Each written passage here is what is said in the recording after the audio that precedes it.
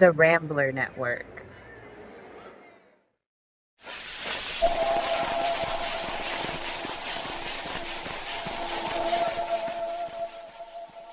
When we dig up the first of history, the signal is often weak.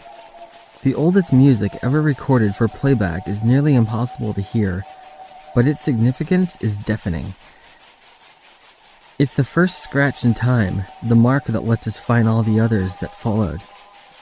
But sometimes, what we think is the first isn't after all. This is the Digressor Firsts.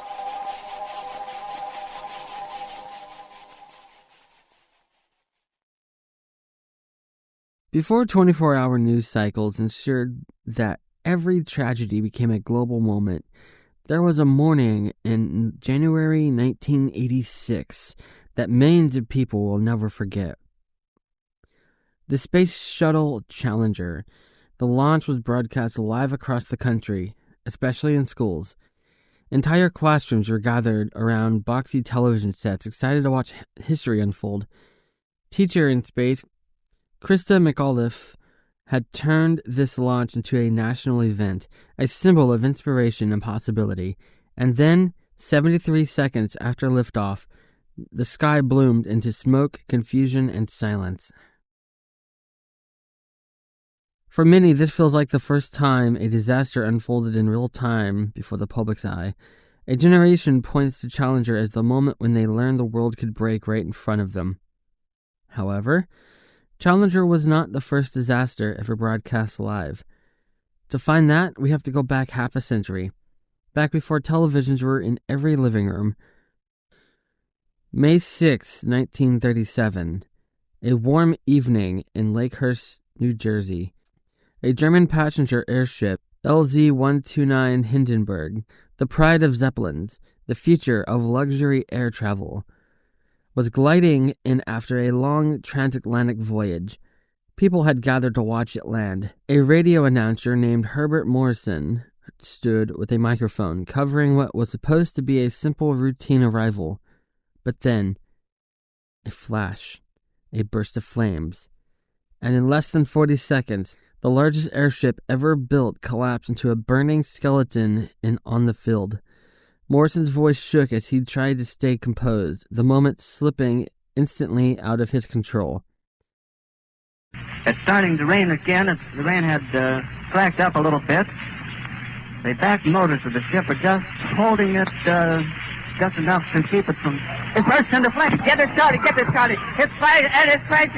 crashing terrible. Oh, my, get out of the way, please. It's bursting into flames, and it's falling on the mooring mast and all the folks between it. This is terrible. This is one of the worst catastrophes in the world. Oh, it's like 400 or 500 feet into the sky, and it's a terrific crash, ladies and gentlemen. The smoke and the flames now, and the flame is crashing to the ground, not quite to the mooring mast.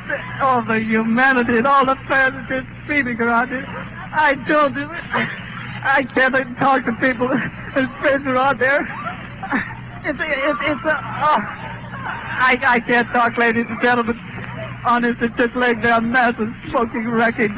And everybody can't hardly breathe and talk and screaming. Lady, I'm sorry. Honestly, I can hardly breathe. I'm going to step inside where I cannot see it. Charlie, that's terrible. Listen, folks, I'm going to have to stop for a minute because I've lost the voice. This is the worst thing I've ever witnessed. What makes the Hindenburg unique is that this wasn't just a news report after the fact. Morrison and his engineer were recording a real-time broadcast. It wasn't aired live. Radio technology couldn't do that yet. But it was broadcast coast to coast within 24 hours. It was flown to Chicago and broadcast the next day, May 7th, 1937, capturing the raw, unfiltered panic of the moment as it happened.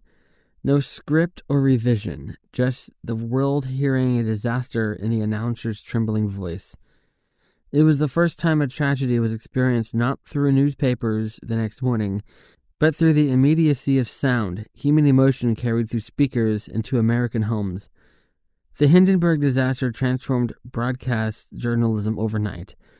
It taught networks that the public expected to hear events as they unfolded. It set the template for breaking news, for live correspondence, for the idea that history could change while you were still listening. Challenger showed us how a visual medium could freeze a nation. Hindenburg showed us that broadcasting could bring tragedy to people faster, more intimately, and more emotionally than ever before. But I digress.